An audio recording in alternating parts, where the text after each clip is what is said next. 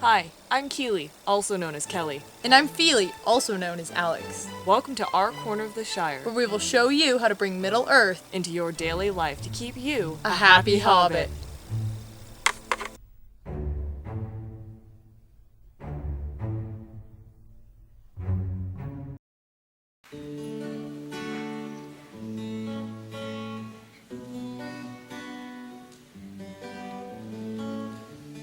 Welcome to this episode of Happy Hobbit. As many of you know, hobbits aren't the only folk in Middle-earth who like to throw feasts. And if you have been invited to one, then I have an idea for a very unique, colorful side that you can bring that pretty much guaranteed no one else is bringing. As you can tell by my festive attire, a certain feast called Thanksgiving is coming up in my corner of the Shire, and that's what gave me the inspiration to show you how to make pickled carrots. Of course, not everyone has to go to the lengths I went to, but I actually grew these carrots in my little hobbit garden, and I absolutely love growing carrots because not only are they relatively easy to grow, but you can grow purple carrots, and purple everything vegetable is almost always healthier. In fact, I can't think of a circumstance where it's not. And it's very difficult to find purple carrots even at places like the Mitchell Delving Market.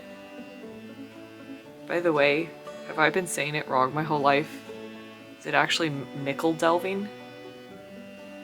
If that's true, then to keep Happy Hobbit our own version of canon, ours is Mitchell Delving.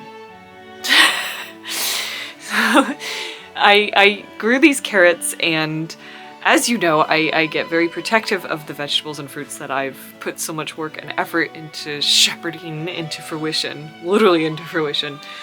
So when it was clear that we didn't quite know what to do with those carrots at the time, I said, well, let me pickle them. And when it comes to purple vegetables, purple potatoes are another favorite of mine to grow. I prefer to prepare them in a way that will maintain the most nutritional value. So I do prefer to roast most of these veggies so that you get more out of them. But pickling is another great option. First things first, of course, you should chop off the butts and the heads of the carrots. I'm recording this narration after the fact because my brothers were watching a football game and I didn't want to be distracting them by talking in the kitchen the whole time. As you can imagine, it gets kind of intense. I just love how these carrots are purple on the outside, orange on the inside. I didn't actually expect that to happen. I thought that they were going to be completely purple, but you never know. That's the fun of gardening, and that's actually part of why I love growing carrots. I love not actually being able to see the vegetable and dig into the soil and pull it out and have the endorphin rush, really, of seeing what I've grown. So you want to chop your carrots into bite-sized pieces, which is what I'm doing here. And then okay, wait, look. It's the Eye of Sauron. I forgot. That was my favorite part. These carrots are the Eye of Sauron. So he was in the kitchen with me. Anyhow, you basically parboil them. You want them crunchy still, but tender enough that they're not necessarily crispy. Unfortunately, I got distracted and I overcooked mine a little bit. They're really in the fires of Mordor there. The little Eyes of Sauron. So you let them cool. The steam always activates our sink, our very fancy sink. And then you're going to chop up a large purple onion to add to the mix. I really don't know why I seem so confused there. Something about me is I am one of those hobbits that gets very affected by the chemicals that onions exert.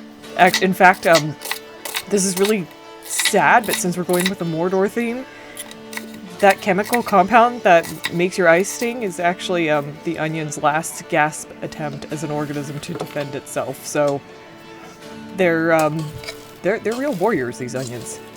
So anyway, there I'm just trying to mix up the little onion pieces so that they're not all clumps. And as you can see, yeah, they get me every time. I've tried glasses, I've tried paper towels, I've tried all the tricks, and the onions always win. So then you're going to heat up a cup of water and a cup of vinegar. You can use white distilled vinegar, or you could use apple cider vinegar. I was using apple cider vinegar here. Then I added a tablespoon of sugar along with a tablespoon of kosher salt, which is different than iodized salt. There's all kinds of different salts. And you just want to heat it up until the solids are dissolved. So you want it on low to medium heat. And just keep stirring. In fact, you can find the full recipe for how to make these pickles in the link down below on the website, theonering.net. And then to the jar, because I learned from my quick pickles, I added the seasoning first. So I added some celery seed, and then I added some mustard seed. I really like the flavor of mustard seed.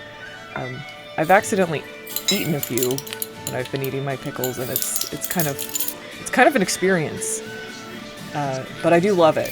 And then to that mix, added some coriander, add some peeled garlic cloves, and you can really just make it up when you're pickling. I love garlic, so I added a lot. And then here we go, some fresh sprigs of dill. And I just love what that looks like. It just looks so joyful to me, just on its own even. And then to that, you add whatever you're pickling. So, of course, in this case, it's the slightly cooked carrots and the raw purple onion.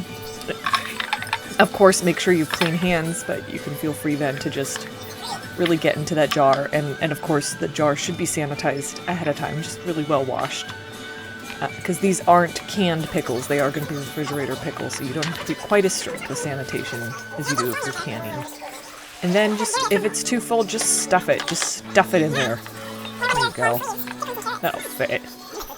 And then to that beautiful mixture of colors, you're going to add your brine that has been set aside and cooled a wee bit. Never mind the folks in red in the background.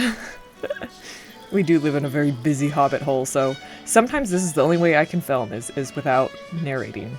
So you see there was a gap, and I'm adding some cold water there to fill the just the gap in the liquid to make sure the solids are covered. And there you go. You have to let that marinate and sit for a couple days to a couple weeks, and you have your delicious pickled carrots. As beautiful as they are tasty. I hope you've enjoyed learning how to make pickled carrots and that you're inspired to try this delicious, unique recipe yourself. Thank you so much for watching. Thank you for following, liking, subscribing, and sharing. I'm very grateful and thankful for our wonderful, cozy audience, and I wish you all a very happy Thanksgiving.